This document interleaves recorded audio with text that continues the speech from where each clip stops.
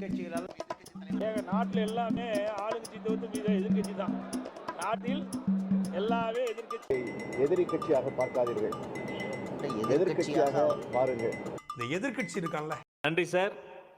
அடுத்து தமிழக வெற்றி கழகத்தினுடைய தேர்தல் மேலாண்மை பொதுச் செயலாளர் தோழர் ஆதவ் அர்ஜுனா அவர்கள்.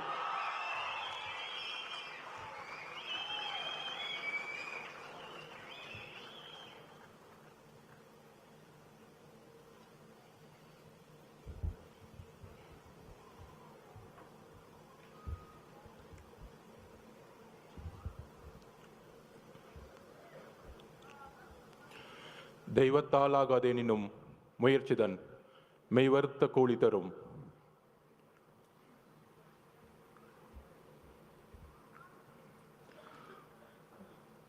கழக பொருளாளர் திரு வெங்கட்ராமன் அவர்களே, இணை பொதுச் செயலாளர் திரு CTR நிர்மல்குமார் அவர்களே, கொள்கை பரப்பு பொதுச் செயலாளர் திரு அருண்ராஜ் அவர்களே, அண்ணன் பொதுச் செயலாளர் திரு ஆனந்த் அவர்களே, துணை பொதுச் செயலாளர், இந்த அவையை நடத்தி கொண்டிருக்கின்ற திரு ராஜ்மோகன் அவர்களே,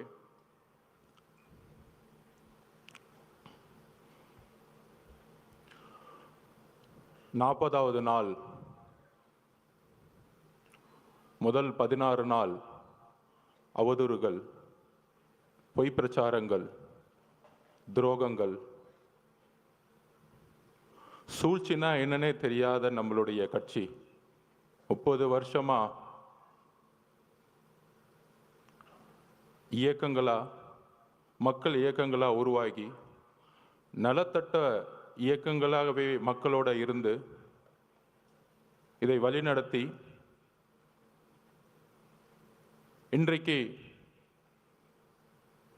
சூழ்ச்சினா என்னன்னு முதல் முறையா கரூர்ல பார்த்து அந்த சூழ்ச்சியை எதிர்கொண்டு இன்றைக்கு எந்த சூழ்ச்சி செய்தார்களோ அந்த திமுக இன்றைக்கு மக்கள் முன்பு ஒரு குற்றவாளியாக ஆக்கப்பட்டு தமிழகத்தில் பேசி பேசி வளர்ந்த கட்சி திமுக இன்றைக்கு பொய்யை மட்டும், குற்றச்சாட்டுகளை மட்டும் நம்ம மேல செலுத்தி நம்ம தலைவர் மேல ஒரு பொய்யான பிரச்சாரங்களை உருவாக்கி, ஆனால் தன்னுடைய அமைதியின் மூலமாக தமிழகத்தில் முதல் முறையாக ஒரு மௌன புரட்சியை உருவாக்கி மக்கள் விரும்பும் முதல்வர் வேட்பாளராக 2026 இந்த சூழ்ச்சியை தூக்கி எறியக்கூடிய ஒரே தலைவர் எங்களுடைய தலைவர் அவர்களுக்கு வணக்கத்தை தெரிவித்து, சிறப்பு பொதுக்குழுனா தலைவர் நம்மை அழைத்திருக்கிறார். பொதுவாக எப்பொழுதும் பொதுக்குழுவை தலைவருடைய அனுமதியுடன் நம்மளுடைய பொதுச் செயலர் அண்ணன் அவர்கள் கூப்பிடுவார். ஆனால் இன்றைக்கு தலைவர் அவர்கள் நம்மை இந்த தமிழகத்திற்கு தாவைக்க முடங்கியது. தாவைக்கவுடைய மாவட்ட செயலாளர்கள் கைது செய்யப்பட்டார்கள், பொதுச் செயலாளர் ஓடிவிட்டார், நிர்மல்குமார் ஓடிவிட்டார். யாரு ஓடுனது? உங்க அப்பா கைது செய்யும் பொழுது நீங்க ஓடுனீங்களே, அப்படியா ஓடுனாங்க? கலைஞர் கைது செய்யப்படும் பொழுது யார் ஓடினார்? திமுக வரலாறு தெரியுமா? கலைஞர் கைது செய்யப்படும் சொந்த மகன் ஓடினார். வரலாறு பத்தி பேச ஆரம்பிச்சும் தாங்க மாட்டீங்க. டிவி கேட்க வரலாறு தெரியாமல்ல, எங்களுக்கு மக்கள் இயக்கமாகவும் இருக்கும் தெரியும், உங்களை சூழ்ச்சிகளை சுப்ரீம் கோர்ட்ல போய் தூக்கி எறியவும் தெரியும்.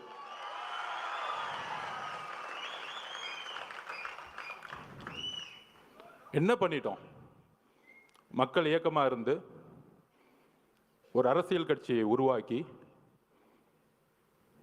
மக்களிட போய் ஒரு பிரச்சாரம் பண்றார். முழுவதுமாக மே மாதம் தன்னுடைய பணியிலிருந்து இந்தியாவிலேயே நம்பர் 1 அதிகமான சம்பளத்தை விட்டுட்டு அவருடைய உள்ளுணர்வு, நம்ம இந்த மக்களை பார்த்துட்டே இருக்கோம் சின்ன வயசுல இருந்து, நம்ம நல்லா இருக்கிறோம், ஒரு பெரிய வீட்டில் இருக்கிறோம், ஒரு நல்ல காரில் போகிறோம், நல்ல எஜுகேஷனில் இருந்தோம். ஆனால் என்னுடைய பயணத்தில் தமிழ்நாடு முழுசும் தன்னுடைய தொழிலில் நடிக்க போகும் பொழுது, ஒவ்வொரு ஊராகவும் பார்க்கும் பொழுது இன்னும் குடிசைகளாகவே இருக்கே. தன்னுடைய தந்தை கலைஞர் பெருசாக பேசிவாங்க, குடிசை மாற்று வாரியத்தை உருவாக்கினார். ஆனால் இன்னைக்கு குடிசைங்களை தூக்கி எறிஞ்சிக்கிட்டு இருக்காங்க பெரிய பெரிய மாளிகைகளை கட்டுறதுக்காக. அப்படி தன்னுடைய பயணத்தில் ஒரு கட்சி ஆரம்பிக்கணும், மக்களிடம் போகணும், மக்கள்கிட்ட போய் நம்ம நான் அரசியலுக்கு உங்களுக்கு நல்ல விஷயங்களை வந்தால் என்னென்ன செய்வேன், பிரச்சாரத்தில் என்னென்ன தவறு நடந்துட்டு இருக்கு, நிர்வாகம் என்ன தவறு நடந்துட்டு இருக்கு, தமிழக வெற்றி கழகம் நம்ம தோழர்களும் நானும் ஆட்சிக்கு வந்தா என்ன நிர்வாக மாற்றங்களை உருவாக்க முடியும்னு மக்கள் கிட்ட சென்றுட்டு இருக்கார். மதுரை மாநாட்டில் சொன்னாரு, நீங்கெல்லாம் போய் ஒவ்வொரு வீடா மக்களோட சப்போர்ட் கேட்குறீங்க, நான் ஆல்ரெடி வீட்டுக்குள்ள போயிட்டு தான் மக்கள்கிட்ட வரேன். இது உண்மை, நான் பார்த்தேன் கண்படியா. நான் பாவ மன்னிப்பு கேட்டுக்கிறேன் இந்த திமுக 10 வருஷம் வேலை பண்ணதுக்காக. இந்த தமிழக மக்கள் முன்னாடி பாவ மன்னிப்பு கேட்டுக்கிறேன். ஏன்னா எதிர்கட்சியா இருக்கும் பொழுது ரொம்ப நல்ல கட்சி, ரொம்ப நல்லவர்களா தெரிஞ்சாங்க. ஏன் நம்ம தலைவரே எலெக்ஷன் அன்னைக்கு கருப்பு சிவப்பு சைக்கிளோட உங்களை ஆதரவு கொடுக்குறேன்னு சொன்னாரு. உங்களுக்கெல்லாம் நன்றி உணர்வு இல்லை? என்ன நன்றி இருக்கு? அரசியல்ல ஒருத்தரை அழிக்கிறதுக்கு இவ்வளோ பெரிய குற்றச்சாட்டுகளா சொல்ல முடியும்? மதுரை மாநாடு முடிஞ்சவன தலைவர் சொன்னார், மக்களை சந்திக்க வரேன் அப்படின்னு. மக்களை சந்திக்க வரேன் மதுரை மாநாடு முடிஞ்சு சொல்லும் போது எல்லா கட்சி தலைவர்கள் மாதிரி நம்மளும் ஒரு வண்டியை எடுத்துட்டு ஃபர்ஸ்ட் திருச்சி போகணும். யாருக்குமே தெரியாது நமக்கு இப்படி ஒரு கூட்டம் வருமா. திருச்சி ஏர்போர்ட்ல இருந்து அந்த 7 கிலோமீட்டர் கடக்கிறதுக்குள்ள 6 மணி நேரம் முடங்கியது திருச்சி. எந்த தலைவருக்கு இது நடந்திருக்கு? எம்ஜிஆர்னு சொல்றாங்க, அப்ப நாங்க பிறக்கல. ஒவ்வொரு சீனியர் லீடர்ஸும் சொல்றாங்க எம்ஜிஆர் இருக்கும்போது தான் இப்படி இருந்துச்சு, எம்ஜிஆர் இப்படி தான் இருக்கும்போது இருந்துச்சுன்னு. அடுத்து திருச்சி முடிஞ்சு அரியலூர் போனோம். அரியலூர் போறதுக்கே நைட் ஈவினிங் 4 மணி ஆயிடுச்சு. 4 மணிலிருந்து பெரம்பலூர்ல இருந்த மக்கள் 7 மணி நேரமா வெயிட் பண்ணிட்டு இருந்தாங்க, 70,000 பேர். அதுல முக்கியமா பெண்களும் குழந்தைகளும். அப்ப எஸ்பி சொன்னார், சார் 1 மணி ஆயிடுச்சு சார், இப்ப ஏதாச்சும் அசம்பாவிதம் ஆயிடும் போதுன்னு. துடிக்கிறார் தலைவர், நமக்காக 7 மணி நேரம் வெயிட் பண்றாங்களே, நம்ம போய் மூஞ்ச காமிச்சிட்டு வந்துருவோமே. ஆனா காவல்துறை அனுமதி இல்லை. வண்டியை லெப்ட்ல திரும்பிட்டு ஒரு கலங்கிய கண்ணோட பெரம்பலூர்ல இருந்து கிளம்பினார். அவர் தான் எங்க தலைவர். நான் உண்மையை சொல்லணும், அரசியல் பேச்சு இல்லை, உணர்ச்சியான உண்மையை சொல்லணும். அதை முடிஞ்சு அடுத்தது திருவாரூர் போனோம். திருச்சியிலேருந்து கிளம்பி நாகப்பட்டினம் போனோம். நாகப்பட்டினத்தில் அப்பயே சொன்னார், நாங்கள் என்ன கேட்குறோம், ஒரு நல்ல இடம், மக்கள் வரும்போது அவர்களுக்கு ஒரு பாதுகாப்பு.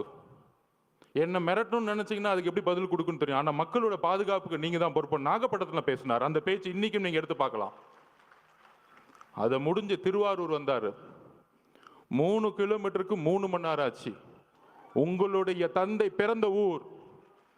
பெரிய பெரிய கட்சி தலைவர்களை திருவாரூருக்குள்ள போக மாட்டாங்க. ஆனா இந்த 50 வருஷ வரலாற்றை உடைச்சாரு திருவாரூர்ல. என்ன பெரிய கட்சி கட்டமைப்பு. நீங்க பெரிய பெரிய அமைச்சர்கள் சொல்லக்கூடியவங்கன்னா என்ன, பெரிய பெரிய இன்ஜினியரிங் காலேஜை கட்டிக்கிட்டு, பெரிய பெரிய மெடிக்கல் காலேஜை கட்டிக்கிட்டு 1000 கோடி ரூபாய் பணம் வச்சிருந்த பெரிய கட்டமைப்பா? மக்கள் அந்த கட்டமைப்பை தூக்கி எறிஞ்சிட்டாங்க. நீங்க உங்க முதலமைச்சர் வரதா இருந்தா நைட்டே போயிட்டு மகளிர் சுய உதவிக்குள்ள இருந்து 10,000 பேர் காசு கொடுத்து கூட்டிட்டு வருவீங்க. உங்க துணை முதலமைச்சர் வந்தாருன்னா, கோயம்புத்தூர்ல வந்தாருன்னா, போக்குவரத்து துறையில இருந்து பஸ்ஸை கூட்டிட்டு வந்து மக்களை கூட்டிட்டு வந்துட்டு இருக்கீங்க. நாங்க மக்களை அப்படி கூட்டிட்டு வந்தோமா? எங்க தலைவரை பார்க்க வரல. தலைவர் இன்னைக்கு தமிழகத்திற்கு ஒரே நம்பிக்கை, அன்போட மக்கள் வந்துகிட்டு இருக்காங்க. அதை கூட உங்களுக்கு புரியல. ஏடிஜிபி சொல்றாரு, டேவிட்சன் சார், இல்ல அவங்க 10,000 பேர் தான் சொன்னாங்க. இப்ப மதி சார்கிட்ட கேட்டு பாருங்க, நிர்வாகிகள் 10,000 பேர் தான் சொல்ல முடியும் ஒரு கட்சி. மக்கள் எவ்வளவு பேர் வராங்கன்னு தெரியாது. உங்களுக்கு தெரியாது. திருவாரூர்ல எவ்வளவு கூட்டம் வந்துச்சு, நாகப்பட்டினத்துல எவ்வளவு கூட்டம் வந்துச்சு, திருச்சியில எவ்வளவு கூட்டம் வந்துச்சு, அரியலூர்ல எவ்வளவு கூட்டம் வந்துச்சு உங்களுக்கு தெரியாது. தெரியலன்னா உள்துறை அமைச்சர் ரிசைன் பண்ணிட்டு போங்க. அப்புறம் ஏன் முதலமைச்சரா இருக்கீங்க? மக்களோட பாதுகாப்புக்கு உங்களுக்கு வந்து கொடுக்கறதுக்கு தைரியம் இல்லைன்னா ஏன் ரிசைன் பண்ணிட்டு போயிடுங்க. இப்பயே நாங்க 41 உறவுகளை இழந்திருக்கோம். எங்களுக்கு தெரியும் அந்த வழி. எங்களோட குடும்பம் ஒட்டுமொத்த மாவட்ட செயலாளர் மதி மேல தவறுன்னு சொன்னா அப்புறம் எதுக்கு முதலமைச்சர் ஒருத்தர் இருக்கீங்க? ஒரு இன்டெலிஜென்ஸ் எதற்கு இருக்கு? ஆதவர்ஜனா சாப்பிட்டாரா தூங்குறாரா பாக்குறதுக்கா, இல்ல தலைவர் வீட்டு விட்டு வெளியே வந்தாரா பாக்குறதுக்கா இன்டெலிஜென்ஸ் இருக்கு? ஒட்டுமொத்த காவல்துறையும் செயல் இழந்திருக்கு இன்னைக்கு. அதுல ஒருத்தர் நமக்கு அட்வைஸ் சொல்றாங்க, கரூர் வந்து மோசமான ஏரியான்னு உங்களுக்கு தெரியாதா? அந்த செந்தில் பாலாஜி வந்து ஒரு ரவுடி பையன் உங்களுக்கு தெரியாதா? 6 மாசம் இருங்கடா. யாரு ரவுடி, யாரு அதிகாரப்படும் தெரியும்டா உங்களுக்கு? யாருக்கிட்ட 30 நாள் அண்ணன் அமைதியா இருக்கான்னு பார்த்துட்டு இருக்கீங்களா? அந்த எண்ணத்துக்கு நான் ஒரு பதில் சொல்றேன். நேத்து கோவை மாவட்டத்தில் நம்மளோட சகோதரி மிகப்பெரிய பாலியல் பலாத்காரத்துக்கு உட்படும் பொழுது தவறு நடந்துச்சுன்னு எல்லாம் போராட்டம் பண்றாங்க. கோயம்புத்தூர்ல போராட்டம் பண்றாங்க. அதுக்கு உடனே திமுக ஆதரவாளர்கள் அந்த பொண்ணு ஏன் 11 மணிக்கு அங்க போச்சு? அறிவு இல்லையாடா திமுக காரங்களும்? அறிவு இல்லை? நீங்க எல்லாம் பெண் குழந்தைங்க பெற்றிருக்கீங்களா இல்லையா? உங்களுக்கு அறிவு இருக்கா இல்லையா? பெண்ணும் ஆணும் எங்க வேணாலும் போகணுங்கிற சுதந்திரம் இருக்கக்கூடிய தமிழ்நாடு தலைவர் வந்த பிறகு மாத்து வர்றா. அந்த மாதிரி தான் திமுக வாடகை வாய்கள் நமக்கு வந்து அட்வைஸ் பண்றாங்க. ஏன் கரூர் போனாங்க? திருட்டு பசங்களை பத்தி பேசாம நம்ம அட்வைஸ் பண்ணிட்டு இருக்காங்க. என்ன அரசியல் இது? உங்களோட கேவலமான வார்த்தைகளுக்கு பேச தெரியுமா? நீங்க தலைவர் அதுக்கான பயிற்சி எங்களுக்கு கொடுத்ததில்லை. ஞாபகம் வச்சுக்கோங்க. புது அரசியலை உருவாக்க வந்திருக்கும். ஊழல் குடும்பத்தை தூக்கி எறிய வந்திருக்கும். எங்களுக்கு அரசியல் கத்துக் கொடுக்காதீங்க. ஒட்டுமொத்த குடும்பமும் ஊழலை தவிர இன்னைக்கு எதுவுமே கிடையாது. என்ன எமோஷன்ஸ்? அன்னைக்கு அம்மா வந்திருக்காங்க, தலைவரோட அம்மா. 41 பேர் இறந்த பிறகு ஃபர்ஸ்ட் பெரிய குற்றச்சாட்டுகள் நம்ம வந்து பெரிய பெரிய அரசியல்வாதிகள் சொல்லுவாங்கல்ல, 2 நாள்ல கடந்துட்டு போயிருக்கலாம். அதை ஏன் 30 நாள் வரைக்கும் அமைதியா இருக்கீங்க? ஏன் உறவுகள், ஏன் குடும்பம், எங்க அம்மா எங்க அக்கா செத்தா நான் 30 நாள் வீட்டை தாண்டா இருப்பேன்? முட்டா பசங்களா? எங்க தலைவருக்கு, எங்க தலைவரோட அம்மாக்கு என்ன எமோஷன் இருக்கும்? ஐயோ எவ்வளவு பெரிய சம்பளம், நல்ல வசதியான வாழ்க்கை. இன்னைக்கு அதாவது இந்த பிரச்சனை நடந்த உடனே அன்னைக்கு நைட்டு தலைவர் போன அடுத்த செகண்ட், அதாவது உங்களுக்கு தெரியும், நம்ம பார்த்திபன் அண்ணன் மதிய அண்ணனுக்கும் தெரியும், எந்த இடத்துலையுமே இல்லாத ஒரு வரவேற்பு கரூர்ல இருந்துச்சு. பார்த்திபன் கூட இருக்கார், மதிய சார் பார்க்குறோம். அந்த பாலத்துக்குள்ள வரும் பொழுது அவ்வளோ போலீஸ் வந்து வரவேற்று ரோப் பிடிக்கிறாங்க. கரெக்டாக அந்த 2 கிலோமீட்டர் கூட்டிகிட்டு போயிட்டு அந்த இடத்துல பஸ்ஸை நிற்க வைக்கிறாங்க. பஸ்ஸை நிற்க வச்சு தலைவரை எந்திரிச்சு பேச சொல்கிறாங்க. காவல்துறை மேலே எங்களுக்கு நம்பிக்கை இல்லைன்னா சூழ்ச்சியே தெரியாத எங்கள் தலைவர் காவல்துறைக்கு நன்றி சொல்லுவாரா? நான் கேட்குறேன், காவல்துறைக்கு நன்றி சொல்லுவாரா? எங்களுக்கு சூழ்ச்சி தெரியல, நான் ஒத்துக்கிறேன். சூழ்ச்சியாக இருக்கிறது தான் அனுபவ அரசியலா? உண்மையில அந்த அனுபவ அரசியல் எங்களுக்கு வேண்டாம். நாங்கள் உண்மையாகவே இருந்துட்டு போகிறோம் மக்கள்கிட்ட. என் தலைவர் அப்படிதான், இங்கே இருக்க ஒவ்வொருத்தரும் அப்படிதான். நல்லது செஞ்சு மட்டும்தான் இந்த கட்சிக்கு வந்திருக்கோம். ரவுடித்தனம் பண்ணி 1000 கோடி ரூபா காசு அடிச்சு வெளியில் ஒன்று பேசுறது, டிவியில் ஒன்று பேசுறது, உடனே முதலமைச்சர் அந்த அடுத்த நாள் 2 நாள் கழிச்சு, அதாவது அன்னைக்கு நைட்டு நடந்துச்சுன்னு தெரியும், நானும் பொதுச்செயலாளர் நிர்மல்குமார் எல்லாரும் போயிட்டு கரூருக்கு வெளியே நிற்கிறோம். தலைவர் போன அடுத்த செகண்ட் உங்களுக்கு தெரிஞ்சிருக்கும், மதியம் தெரிஞ்சிருக்கும், மிகப்பெரிய லத்தி சார்ஜ் அடிக்கிறாங்க. போற இடம் திவிகாவுடைய துண்டு போட்ட இடம் அடின்னு அடிச்சாங்க. இது தெரியுமா ஊடகங்களுக்கு? இல்லை ஊடகங்கள் தெரிஞ்ச வாய் தெரிஞ்சு பேச மாட்டாங்க. என்ன அடின்னா மரண அடி. ஒருத்தரும் திவிகாவுடைய துண்டோ சட்டையோ இல்லை, ஒரு நீங்க இளைஞராக இருந்தீங்கன்னா அந்த கரூர்ல நிற்க முடியாது. நாங்கள் வெளியே வந்துட்டு பாடலில் நிற்கிறோம். மேலே நிர்வாகத்தில் இருந்து கூப்பிட்டா இல்லை வராதிங்க, இல்லை நம்ம ஒரு 500 பேரோட போனால் திருப்பி ஒரு கலவரன்னு ஒரு சுச்சுவேஷன் உருவாக்குவாங்க. அப்போ நம்மளுடைய டாக்டர் பிரபுலாம் போய் ஹாஸ்பிட்டலில் உள்ளே இருக்கிறாங்க. அங்கேருந்து நாங்கள் ஃபோன் பண்ணி கேட்டுட்ருக்கோம், என்ன ஆச்சு, இத்தனை பேர் இறந்துட்டாங்களா? அங்கேருந்து தகவல் வருது, பெரிய பெரிய ஜட்ஜஸ் இன்னைக்கு போட்டிருக்காங்க, கரூரில் மெடிக்கல் ஹாஸ்பிட்டலில் சரியான உபகரணங்களே கிடையாதுன்னு ரிப்போர்ட் வருது. ஏன் பக்கத்தில் பிரைவேட் ஹாஸ்பிட்டல்லாம் சேர்க்கல? அப்போ தாவேக கட்சிக்காரங்க ஹாஸ்பிட்டல் பக்கமே வரக்கூடாது, அங்கேயே வெளியேறுங்க. இவங்கெல்லாம் ஓட்டாங்க, தலைவர் ஓட்டார். யாரா ஓடுனது? வந்தால் நீங்கள் என்ன பண்ணுவீங்க எங்களுக்கு தெரியாது. 75 வருஷம் கழிச்சு உங்களுக்கு சூழ்ச்சி என்னன்னு தெரியாது. எம்ஜிஆரையும் ஜெயலலிதாவையும் சூழ்ச்சி பண்ணி என்ன பண்ணீங்கன்னு எங்களுக்கு தெரியாது. இதே மாதிரி தான் 97 கோர்ட் ஆர்டர் வாங்கி ஜெயலலிதா அரெஸ்ட் பண்ணிட்டாங்க. அப்போ என்ன தெரியுமா வந்து ஆர்குமெண்ட்டு, பேச்சுவார்த்தை அரசியல் விட்டே போயிடுமா. இவங்களுக்கு எப்படின்னா இந்த ஒரு குடும்பம் மட்டும்தான் அடுத்த 100 வருஷத்துக்கு வேற யார் ஏற்று வந்தாலும் தூக்கி எறிஞ்சிருது. இன்னைக்கு பெரிய பெரிய பார்த்தீங்கன்னா இந்த 30 நாள் தெரியும், பெரிய பெரிய சினிமா ஸ்டார்ஸ் உலக நாயகங்களுக்கெல்லாம் போய் ரெட் ஜெயினில் சைன் போட்டு சினிமாவுக்கு போயிட்டாங்க. எங்கள் தலைவர் நினச்சிருந்தா இதே ரெட் ஜெயினில் 500 கூட சம்பளம் வாங்கிட்டு என்னமோ பண்ணுங்கன்னு சொல்லிட்டு போயிருப்பார். ஏன்னா தூக்கி எறிக்கு தானே வந்திருக்காரு உங்களை, அந்த கோபம் தானே உங்களுக்கு. யாருமே எத்து கேட்கக்கூடாது. நான் சொன்னோம்ல, பிறப்பார்வத்தில் முதலமைச்சர் வரக்கூடாது. என்ன பிரச்சனைனா அதான் நெப்போகிட்ஸ்.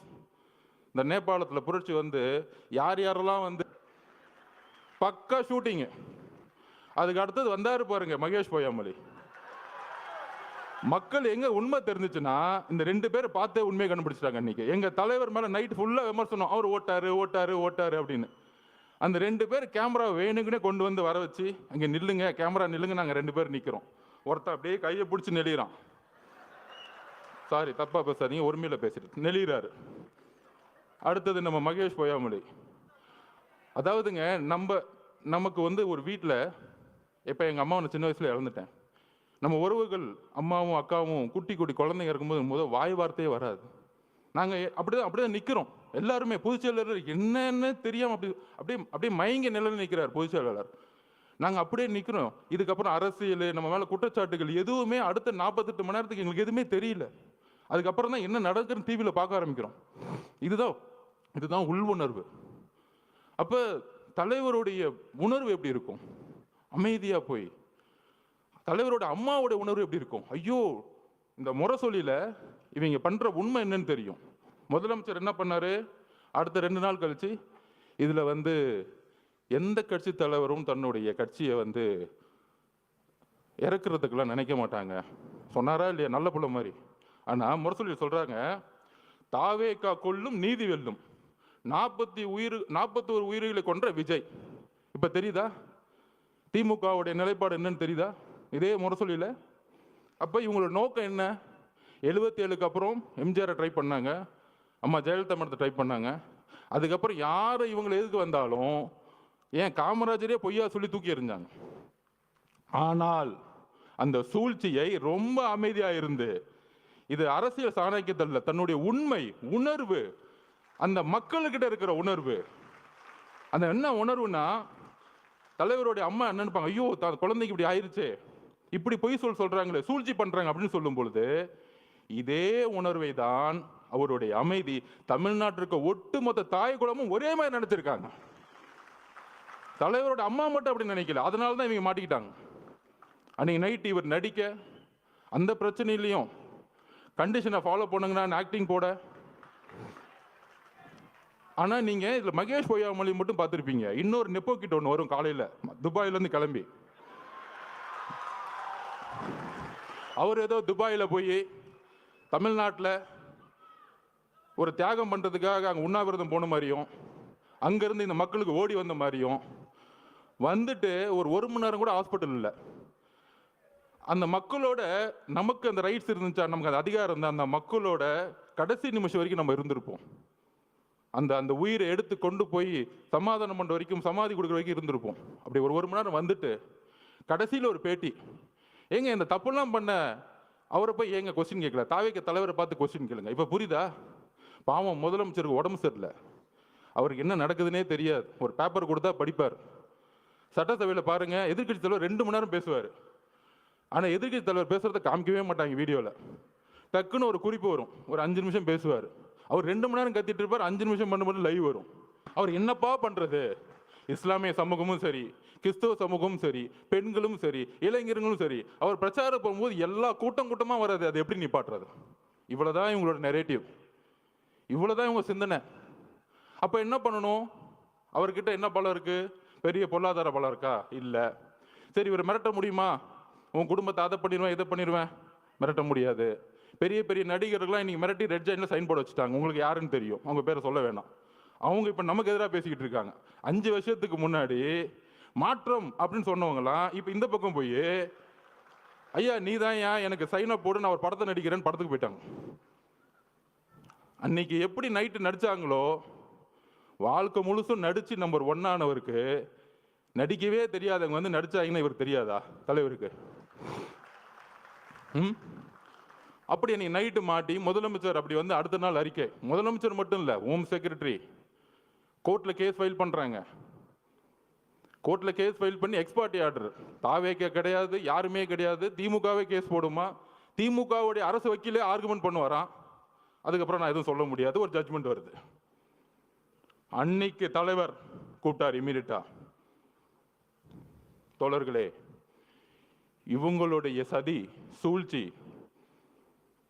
கரூருடைய சூழ்ச்சிகள் நம்ம ஒட்டுமொத்த கட்சியும் அழிக்கிறதுக்கான வேலை செய்ய ஆரம்பிச்சிட்டாங்க. அத துரைமுருகன் பேசுறாரு, யாரு கட்சியோட பொதுச் செயலாளர்.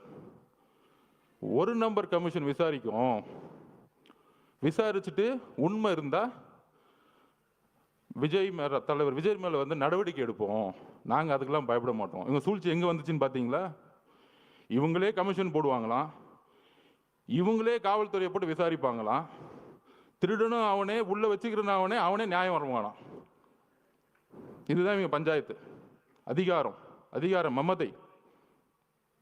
அப்போதான் சொன்னார், ஒரே ஒரு மீட்டிங், சுப்ரீம் கோர்ட் போங்க, நம்ம நியாயம் ஜெயிக்கும்னு சொன்னார். ஃபர்ஸ்ட் நம்பிக்கை கொடுத்தது அவர் தான்.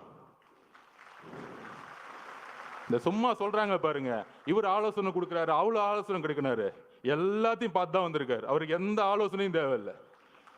அவர் சொன்னா செய்யறதுக்கு இங்க இருக்கிறவங்க எல்லாரும் இருக்கிறோம், 1.5 கோடி பேர் இருக்கும் சொல்ற செய்யறதுக்கு. எங்களுக்கு அவரை பத்தி உங்களுக்கு தெரியாது, அதிகமா பேச மாட்டார். தலைவர் விஜய் அவர்கள் தான் செயல். நீ பேசி பேசி அழிஞ்சுக்கிட்டு இருக்க, அவர் செயல்ல வந்து ஜெயிச்சுட்டு போயிட்டே இருப்பார்.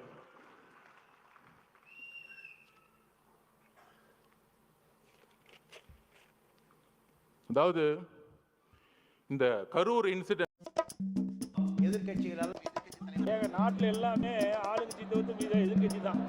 நாட்டில் எல்லாமே எதிர்கட்சி. எதிரி கட்சியாக பார்க்காதீர்கள், எதிர்க்கட்சியாக பாருங்கள். இந்த எதிர்க்கட்சி இருக்கான்ல,